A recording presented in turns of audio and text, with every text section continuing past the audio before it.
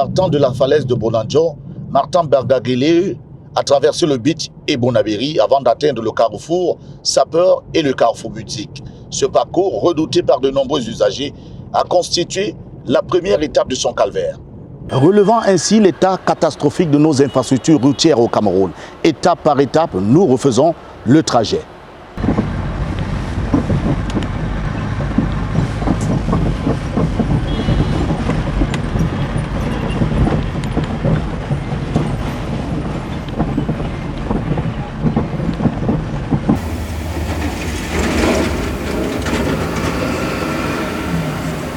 À 92 ans, il a affronté une route marquée de passages périlleux de la falaise de Bonanjo au carrefour Boutique.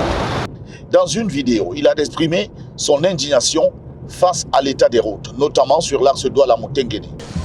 J'ai été jeudi au sud-ouest, à Moutenguene, entre Yaoundé et Moutenguene. Ça a été un calvaire. Le calvaire qu'il a vécu reflète ici pourtant celui que subissent quotidiennement les citoyens.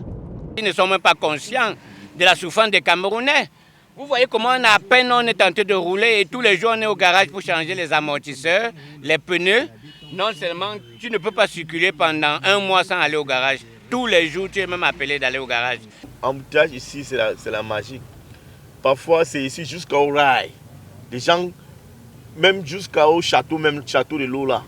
Des gens parfois pour sortir à Bonabéry ici, pour arriver même à Carrefour Musique, tout prend même 4 heures de temps, 5 heures de temps pour arriver seulement à Carrefour Musique.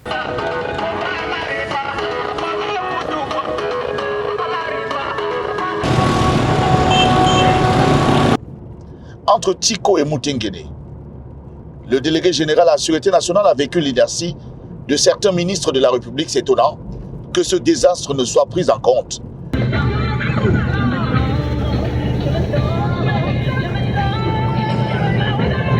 Une route parsemée d'embûches pour les conducteurs avec à chaque mètre une crevasse ou un ensemble de trous qui dérangent les usagers de la route ici au quotidien.